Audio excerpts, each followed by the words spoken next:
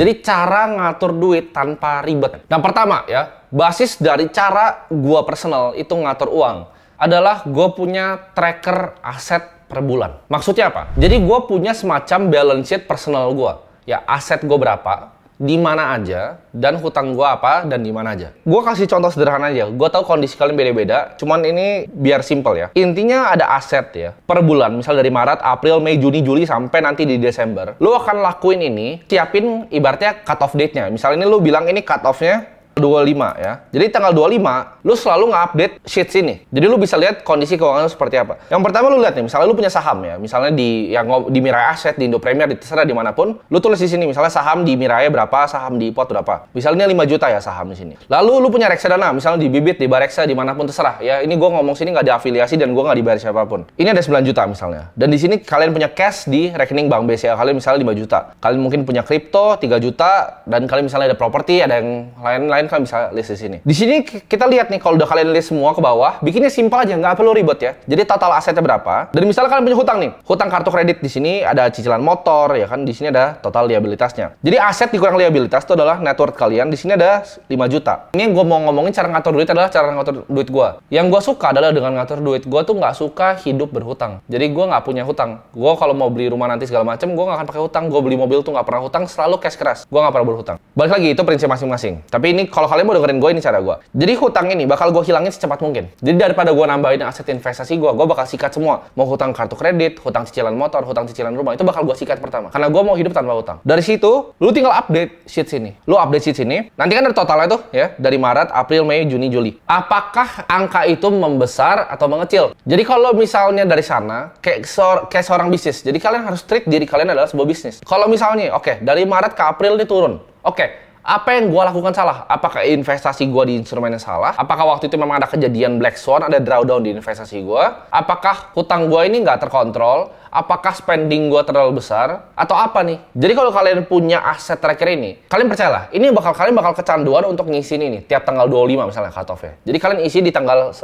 tiap bulan yang sama. Nanti begitu ini udah Maret ya kan, kalian lihat April, Mei, Juni, Juli, Agustus. Di Agustus uang kalian tuh, wah, kalian bisa lihat tuh uangnya kok naik gitu. Setiap bulan kok aset gue meningkat. Nah itu kalian bakal seneng, kalian bakal lebih gigih untuk ngelakuin ini gitu. Jadi yang pertama, lu punya gambarannya dulu tentang aset lu berapa yang jelas secara detail. Semua akunnya ditambahin. Lu mau di bank sini, bank sini, bank sini, sekuritas sini, tambahin semuanya jadi satu biar lu tahu jelas angkanya berapa. Step pertama adalah lu punya aset tracker ya.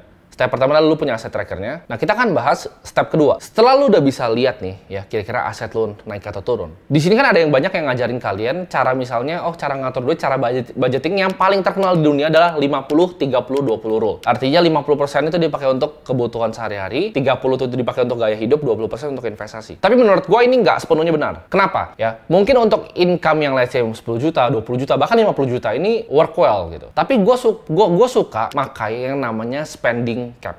Ya, jadi ini tips nomor 2 gue. Jadi yang gue ngomongin di sini itu kalian bakal banyak nggak dengerin di tempat lain karena ini adalah konsep yang gue pakai sendiri. Jadi spending cap ini maksudnya apa? Kalau misalnya kita ganti rule-nya deh. Kita 20% untuk investasi ya. Misalnya lu punya uang 10 juta, kita pakai rule tadi. 2 juta untuk investasi, ya kan?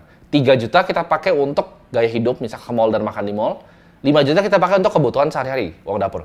Make sense nggak? Make sense. Tapi kita naikin angkanya sekarang di 100 juta. Investasinya 20 juta, 30 juta gaya hidup, 50 juta untuk biaya hidup. Nah itu udah mulai sedikit nggak make sense. Lu naikin coba ke 300. Lu naikin ke 500 juta.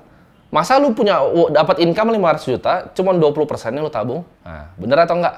Gitu. Jadi yang gue suka adalah pakai yang namanya spending cap. Gue nggak suka di persen-persenin. Misalnya nih, gue decide bahwa Timothy sebagai manusia, gue akan spending cuman misalnya 30 juta per bulannya. Udah, jadi dari sana gue mainnya dari sana. Gue bukan main dari persenan income gue. Jadi misalnya gini, gue dapat income 50 juta ya. 30 juta akan tetap gue pakai untuk spending gue 20 juta investasi. Nah, sedangkan kalau income gue naik ke 100 juta, spending gue capnya mentok juga tetap di 30 juta. 70-nya buat investasi. Ngerti nggak? Kalau misalnya income gue 500 juta per bulan, spending cap gue tetap 30 juta. Jadi gue akan naikin terus investasinya. Jadi spendingnya aja yang gue limit. Nah, dari sana ya gue punya budget tinggal dilempar ke rekening bank lain. Jadi 30 juta itu lu taruh di rekening bank lain. Gue udah taruh nih, 30 juta untuk spending. Ya udah, 30 juta untuk spending. Sisanya semua gue investasiin. 30 juta ini mau dipakai untuk makan atau untuk mau apa, itu terserah. Sama, misal kalian punya gaji 10 juta. Kalian decide, gue mau spending 7 juta. 3 juta itu udah fix investasi, 7 juta ya terserah lu mau ngapain aja. Ya, kalian cari apa yang kalian suka spending. Contoh, kalian suka misalnya bawa istri kalian dan anak kalian makan keluar. Lakukan itu. Jadi nggak usah ditekan. Tapi di hal yang lainnya ya lu nggak usah spending uang gimana-gimana. Ngerti nggak? Jadi lu spending uang di hal yang lu senang. Itu menurut gua akan jauh lebih happy hidup lu kalau lu bisa melakukan hal itu. Asal tadi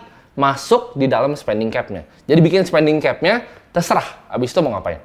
Nah, sekarang masuk ke poin ketiga yang penting, yaitu taruh di mana uangnya. Kalau udah disisihin, taruh di mana. Ini menurut gua paling gampang ngukurnya relatif itu adalah pakai umur. Kenapa? Karena semakin muda kita berinvestasi, kita bisa withstand namanya volatilitas. Jadi semakin muda kita, semakin resiko tinggi aset yang kita ambil. Contohnya, kalau di usia muda, anak umur 20-an, bahkan 30 tahun, itu enak banget untuk kita invest di saham, di kripto, ya. Aset-aset yang risky. Kita masuk di venture capital, private equity. Cari aset yang risky yang memang kita punya waktu untuk withstand volatility-nya. Sedangkan kalau kita udah lebih tua, kita ambil yang lebih risk off asetnya, yang lebih stabil. Contoh nih ya, gue kasih contoh. Misalnya lu invest di S&P 500, let's say. Itu indeksnya Amerika. Tahun 2008 kena crash, ya kan? 2020 kena COVID, terus dia V-shape recovery. Tapi kalau misalnya kita masih muda, kita bisa kena tuh, kayak gitu-gituan. Bahkan uangnya at one point 2008 itu hilang 60%. COVID hilang lagi 50%. Itu kita bisa tahan karena kita punya umur untuk stay itu. Jadi nggak masalah untuk masuk di aset-aset yang lebih volatile. Dalam investasi, paling bagus yang kita bisa lakukan adalah jangan timing the market.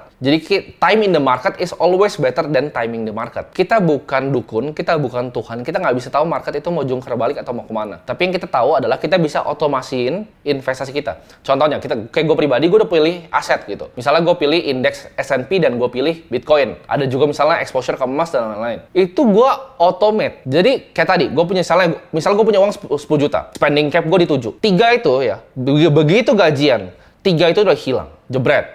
Taruh Bitcoin, taruh S&P, taruh sini. Dapat lagi bulan depan 3 juta, hilang. Gue jadi manajer, jadi 13 juta misalnya. Gaji gue jadi 20 juta, spending cap gue 7, masih sisa 13. 13 itu hilang, boom, boom, boom. Ya. Jadi otomatis, langsung gue masukin di instrumen investasi, habis itu gue nggak lihat lagi. Itu cara kalian bikin kekayaan. Jadi nggak perlu cara-cara ribet, ini begini, itu, nggak perlu. Dapat uang, boom. Dapat uang, boom. Cepet aja, hilang uang. Putar terus uangnya. Ya. Jadi ingat untuk punya spending cap, jadi kalian tahu kita mau spending berapa, ini sisanya investasi semua. Mau naik kayak gimana pun income-nya, spending cap-nya tetap sama, sisanya buang, investasi. Dan ini yang please gue minta kalian tolong dalam ngatur uang ya. Uang itu susah dicari ya, lu keringet darah untuk cari uang. Please jangan gampang hilangnya. Maksudnya apa? Jangan ditawarin teman, yuk ini kita ada investasi bisa 10% sebulan robot trading. Itu kalian lari jauh-jauh. Kenapa? Karena apapun jumlah uang kalian, kalau dikali dengan 0, itu hasilnya 0 juga. Jadi jangan pernah taruh aset kalian di yang kemungkinan hilang semuanya. Ya kayak robot trading lah, mau suntik dana alat kesehatan, permainan money game, uang seperti itu kalian lari jauh-jauh kalau dinawarin. If it's too good to be true, ya, it's too good to be true. Jadi jangan hilangin uang kalian. Rule pertama investasi, jangan hilang uang. Rule kedua, jangan lupa rule nomor 1. Jadi videonya ini gue akan rekap. Pertama, lu bikin aset tracker, itu bakal kecanduan. Begitu lu lihat aset lu naik, nanti lu akan kecanduan sendiri. Ya. Yang kedua adalah, lu punya spending cap-nya berapa. Ketiga, ya, lu pilih nih, lu mau investasi di mana, investasi yang benar. Lu lihat nih, uangnya bisa dibuangnya kemana, dan otomatisin itu. Ya. Jadi otomatis, dapat uang, boom, hilang. Dapat uang, boom, hilang. Dan yang terakhir keempat, jangan hilang uangnya, ya. Jangan taruh di investasi yang aneh-aneh. Lu ikutin 4 aturan ini. Lu nggak perlu dengerin financial advisor manapun lagi. Lu nggak perlu untuk bayar financial advisor. Ikutin ini aja. Ya. Sekarang kalau gue tanya, ribet nggak ngatur duit setelah nonton video ini? Jawabannya nggak. Ya, simple banget kan ngatur duit. Kita cuma perlu tahu ya uang kita berapa. Kita perlu tahu ya spendingnya berapa. Nggak perlu catat-catat gitu, nggak perlu. Terus kita tahu buangnya di mana. Begitu tahu buangnya di mana, jangan buang di tempat yang terlalu bodoh. Simple kan? Tapi selalu dibuat ribet sama semua orang. Dan untuk bikin video ini, ya gue nggak di-endorse siapapun. Gue nggak akan giring kalian. Nggak akan ada iklan. Oke, kalian pakai produk ini, nggak ada. Ya gue nggak butuh duit endorse dan gue nggak butuh duitnya. Tapi di sini gue pengen secara genuine ya, dari hati gue pengen bantu kalian untuk jadi orang-orang yang lebih baik. Karena gue percaya pribadi ya, akar dari segala kejahatan adalah orang-orang yang nggak punya uang. Kalau gue bisa bikin masyarakat kita, bahkan di Indonesia maupun nanti ke dunia, itu jadi sedikit lebih baik secara keuangan, gue rasa tingkat kriminalitas itu akan menurun. Ya. Orang-orang yang jadi begal, orang-orang yang jadi maling, itu pasti akan berkurang dengan adanya literasi finansial yang baik di bangsa kita. Jadi target gue adalah sebenarnya untuk bisa edukasi kalian, ya. Lu cukup modal kuota, modal internet, ya. Lo gratis, gue akan ajarin lo semua yang gue tahu. Jadi semoga video ini bisa bermanfaat buat kalian semua yang masih pusing, ya bingung, kebanyakan dapat saran dari orang-orang, mana caranya atur duit. Lo tanya gimana caranya gue bisa dapetin bahkan bermiliar-miliar di umur 22 tahun? Ini jawabannya, 4 simple step ini. Nothing fancy, nggak perlu Excel sheet yang gila, ada semuanya, income statement segala macam, nggak perlu. Nggak perlu fancy-fancy, cuma 4 step ini untuk bantu kalian bebas finansial.